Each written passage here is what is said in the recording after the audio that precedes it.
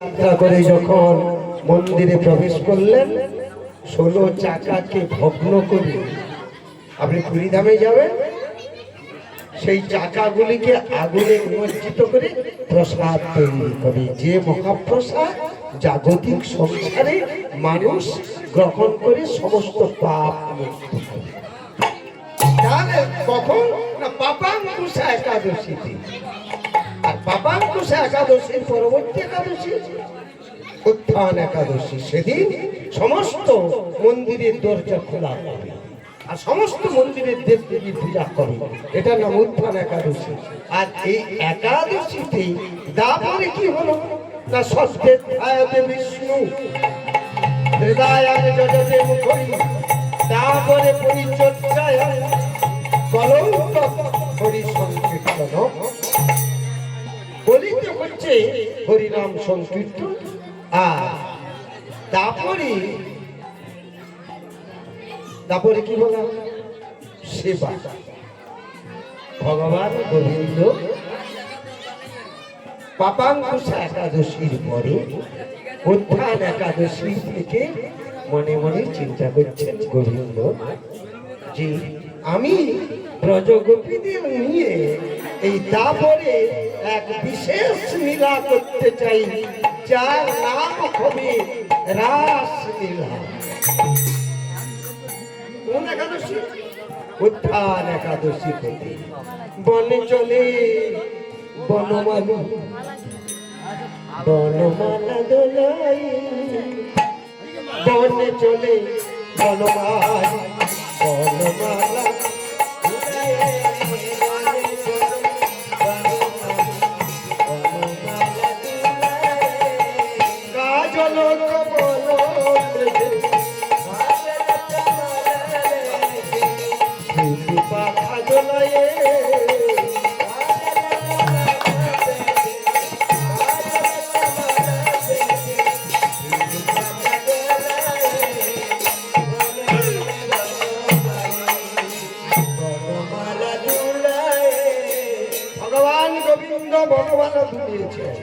কখন শ্রীহরির উত্থানের দিন মনে মনে গোবিন্দ চিন্তা করছেন ব্রজ গোপীদের নিয়ে তিনি রাস লীলা করবেন। এবারে রাস কি? শারদর পূর্ণ মল্লিকা, শরতের আকাশ এমন পূর্ণিমা বা জোছনার দ্বারা পরিবেষ্টিত, উৎফুল্ল হয়ে মল্লিকা ফুল, এই সময় মল্লিকা ফুল গাছে গাছে বিকশিত হয়। ভগবান গোবিন্দ সেই মর্মে চিন্তা করছে ব্রজগোপীদের নিয়ে রাস করবে। তখন তিনি কি করলেন? উত্থান একাদশীতে শুরু করলেন, করার মনস্থ নিলেন। ললিতাভ শাখা তুঙ্গভদ্রা চিত্রাঙ্গদা চম্পকলতা বৃন্দা প্রভৃতি সমস্ত সখীদেরকে নিয়ে প্রস্তুত হচ্ছে রাস করবে। বৃন্দে বলছে প্রভু আপনি যখন বাঁশি বাজান আমার মনটা চলে, আপনি যখন বংশীধ্বনি করেন সমস্ত জীব জগৎ মোহিত হয়, মোহিনী হয়ে যায়। তাহলে আজকের কেন আমাদেরকে নিমন্ত্রণ করছেন? বাবা ব্রজগোপী গো, পাপাঙ্কুশা একাদশী থেকে দামোদর ব্রত পালন করে কাত্যায়নী পূজা সমাপন করে, মানে দুর্গোৎসব শেষ করি, কাত্যায়নী শেষ করি, তুমি যখন পাপাঙ্কুশা একাদশী তৈরি করেছ, তারপরে তোমরা তো প্রস্তুত হয়েছ কি না রাস, আমি যে রাস করবো বা লীলা করবো তাতে তোমরা প্রস্তুত হচ্ছে কি না? রয় আকার রাস বানান কি?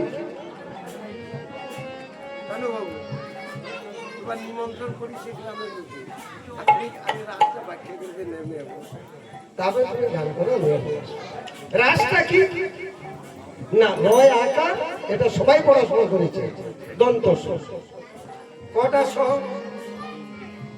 আজ্ঞা, আর বর্ণ পরিচয় কি কারণ ভয় কি বলবো?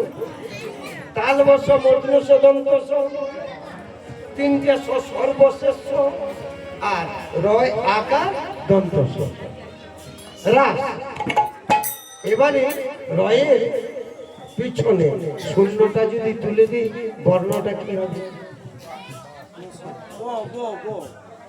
আমি আকার দিচ্ছি না, ব। তাহলে ব, র থেকে ব, র মানে কি মন, ব মানে কি না, তিনটে ঠ্যাং। এটা একটা, এটা একটা। আমার এখানে অজয় ওঝা আছে, উনি এগুলো ভালো করে জানেন। এই নিচে একটা শুনে, একদিন মহাদেব পার্বতী এই কাত্যায়নী ব্রতের পরে তিনি চিন্তা করছেন রাসস্থলীর কুঞ্জে যাবো, কেমন করে যাবো। তখন মহাদেব বলছে কি করবে দেখো, আমি তো ভবঘুরে ওই শিবের গাজন গাই আর নন্দী ভিঙ্গিনে নৃত্য করি, শ্মশানে মশানে ঘুরি। তখন বলে প্রভু আমি একটা আবেদন করি নাকি, তবে অঙ্গ হতে শক্তি আমায় দান করো, আমায় দান করো।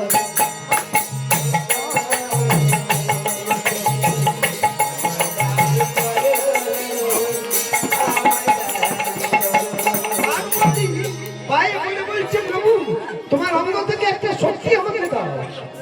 মহাদেব কাঁদতে কাঁদতে বলছে হে পরমেশ্বর ভগবান শ্রীকৃষ্ণ সমুদ্র মন্থনের কালে বিষ পান করতে গিয়ে নীলকণ্ঠ হয়েছি। আমি হৃদয়ে বিষ পাঠাতে পারিনি, তোমার অঙ্গে লাগেনি। আর পার্বতী ধরেছে আমার শক্তি দেবে। কোন শক্তি দেব? হে উপাস্য দেবতা ভগবান বিষ্ণু, তুমি বলো।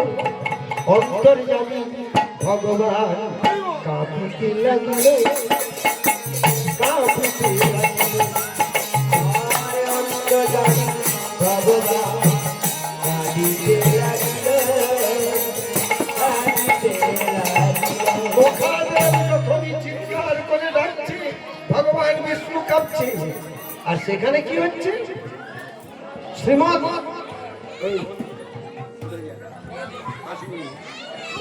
সেখানে কি হচ্ছে না, ভগবান কথা আলোচনা করছেন। ভগবান বিষ্ণু কার সঙ্গে? সমস্ত সখীদের সঙ্গে। অসার কলম সংসার, সার হরি কথা অমৃত। তাহলে এই সংসারটা অসার। কলম মানে কলুর বলদের মতো কলির জীব অসার সংসারে খেতে মরে, ওই পারিশ্রমিক পায় না, অবশেষে ছাই মুখে নিয়ে ফেলবে।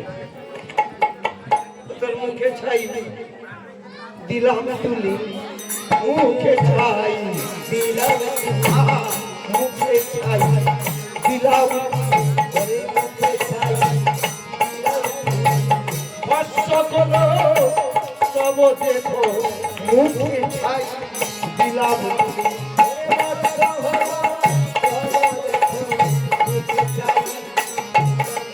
আপনি দেখবেন একদিন মুখে ছাইও দিবে আর আপনার শরীরও যাবে। তাহলে অসার কলম সংসার সার কি? হরি কথা অমৃত। এই যে হরি কথা আপনারা শুনলেন, আপাতত আর করুন না করুন আজকের পূর্ণটা শেষ পর্যায় পর্যন্ত যাবে।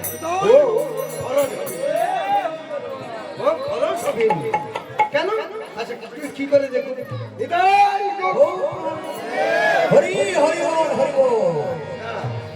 খরচ কিরকম দেখুন।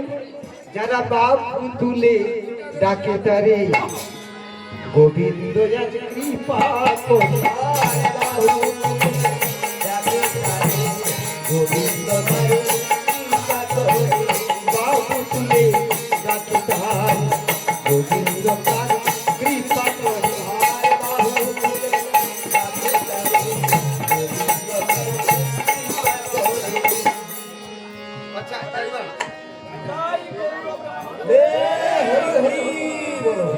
বাবা হাত তো তুললেন, ফল কি? আমার যোগ ব্যায়াম শাস্ত্র বলছে যখন যন্ত্রণা চারদিকে হবে তোমাকে ব্যায়াম করতে হবে, হাতটা তুলে দাও। হাত তুলো, হাতটা তৈরি করে যে বলছে, তাহলে এইভাবে হাত তুললে হলে না হচ্ছে। কিন্তু আপনি কোনো দায় না পেলে হাত তুলবেন না। এই হাতটা এমন মুখ পর্যন্ত যায়, আগে পর্যন্ত। আপনি দেখুন খাওয়ার সময় মুখ পর্যন্ত যাবে আর হাত উঠবে না, মারার সময় কিন্তু চোখটা মারবে, হাত উঠে যাবে। তোর আছে বাকি, তোরা আছে বাকি, তোরা আছে বাকি, তোরা আছে বাকি,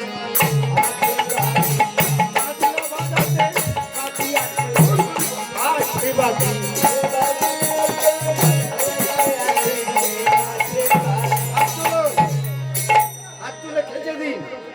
এবারে বলছে এটা তো কনিষ্ঠ আঙুল, আঙুলটার কাছে এই রেখা স্পর্শ করে আর তুলে দেন, এখনই প্রমাণ বাস্তব একদম। দিয়ে এই আঙুলগুলোকে সোজা করে নামিয়ে দিয়ে যে কৃষ্ণ কৃষ্ণ কৃষ্ণ বলে, কৃষ্ণ কৃষ্ণ কৃষ্ণ কৃষ্ণ কৃষ্ণ কৃষ্ণ বলে কবের জ্বালা ফিরে যাবে, কৃষ্ণ কৃষ্ণ কৃষ্ণ বলে।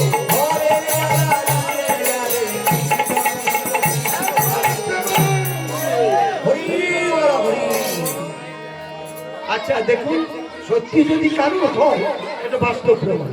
বলে তাহলে হাত তুলো, হাত তুলো।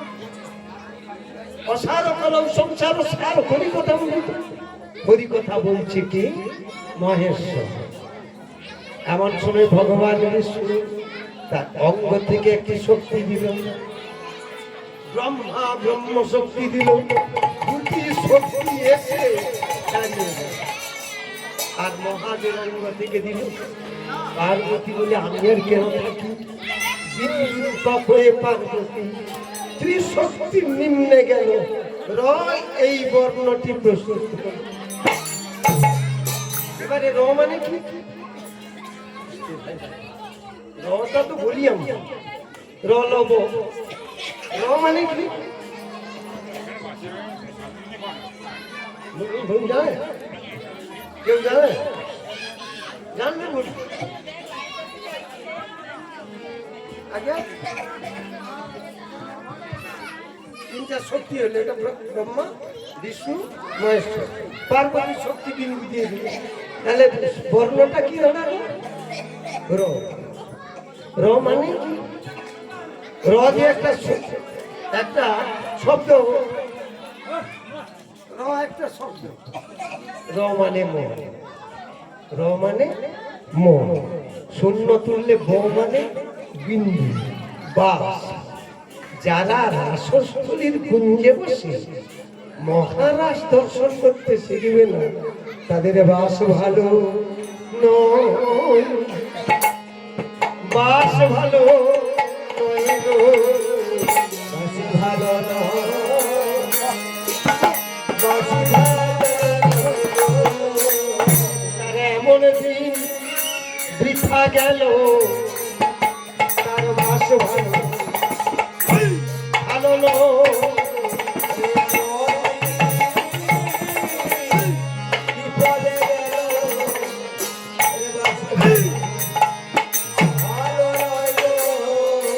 নিবেদন কেবল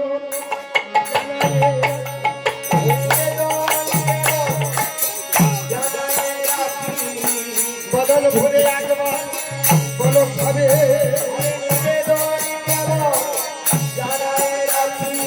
আজ কৃষ্ণ কৃষ্ণ কৃষ্ণ বলে, কৃষ্ণ কৃষ্ণ কৃষ্ণ বলে একবার প্রেমানন্দে বলো কৃষ্ণ কৃষ্ণ কৃষ্ণ বলে।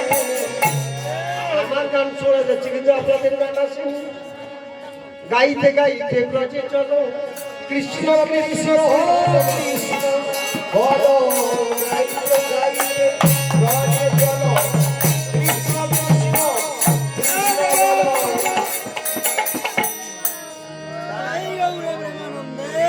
বলো আর কিছু কবি এটা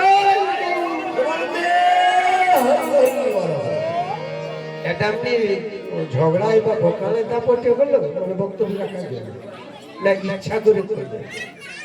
যিনি ইচ্ছা করে করলেন তার লাভ হবে। ভগবান গোবিন্দ রাসস্থলীর কুঞ্জটি প্রস্তুত করেছে, শারদা ফুল্ল মল্লিকা, মল্লিকা ফুল, শরতের আকাশ, চন্দ্রদেব বিকরিত হয়েছে।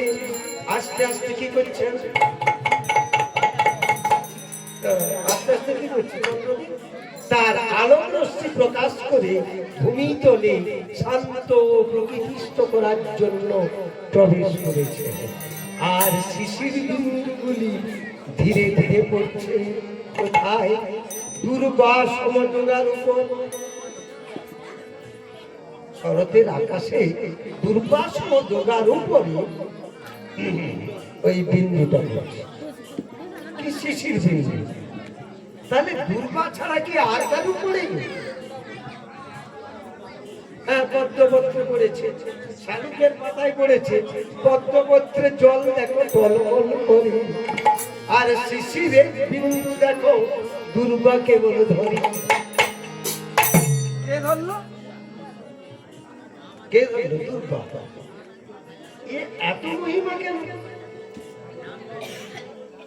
সীতা দেবী যখন দেখো পাতালেতে যায়, শ্রীরামচন্দ্রকে এসে ধরে রক্ষা করে, তাই পাতালে যাওয়ার সিদ্ধান্ত নিল জানকী দেবী যখন। আর ধরিত্রী মা দেখো বক্ষে দিল কোল, তার মধ্যে প্রবেশ করে সীতা দেবী তখন পাপের জ্বালা আর কি নাই তিরস্কার রাবণের বাড়িতে ছিল যদি অসতী হয়।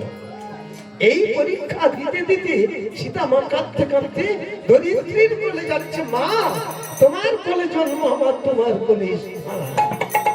রামচন্দ্র চুলের মুঠি ধরেছে, লব ফুসকাচ্ছে, কিন্তু সীতাকে রক্ষা করতে পারে। এইটা ভালো করে শুনুন। মাথার চুলগুলি উঠে গেল সীতা দেবী, পৃথিবীতে দিল ফেলে কখন। তার থেকে দুর্বার দেখো জন্ম হইল। ভগবান মানে কি? বাঁচার জন্য হলো।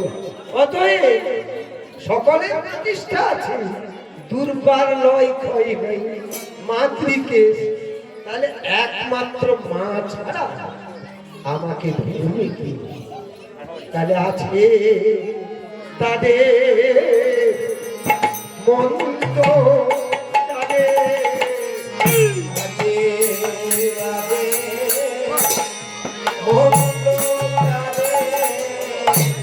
একবার বদনে বলো, বদনে আছে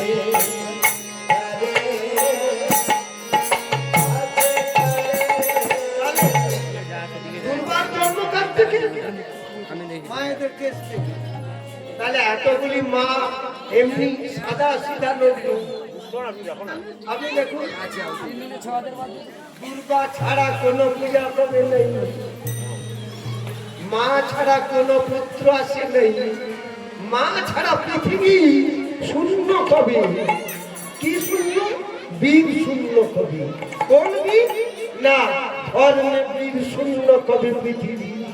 তাই রাসস্থলীর কুঞ্জে যখন গোবিন্দ আমার গেল, শারদ পূর্ণ মল্লিকা আকাশে ভিক্ষে ভিক্ষে মল্লিকা প্রস্ফুটিত যে ফল, আর শরতের আকাশে বিন্দু বিন্দু শিশির দুর্বা মস্তকে ধরো। সেই বিন্দু নিয়ে দেখো বইয়ের পিছনে দিল, রটি হলো তখন বর্ণন পেল। তার গায়ে আকার দেখো রাধা হয়েছিল, রা নামক শব্দটি দেখো তখন এসে গেল। আর ভগবান গোবিন্দ আমার ত্রিভঙ্গ মুরারি। কটা? তিনটে বার। 17তম দন্ত হয়ে তখন রাধার কাছে গেল। রাধা কৃষ্ণ একত্রে মিলিত যে হলো, রাস নামে প্রকাশ তখনই হইল। ভক্তগণ সবাই মিলে দখল করিল, আর সেই রাসের কুণ্ডে আমরা ভক্তরা সবাই করি।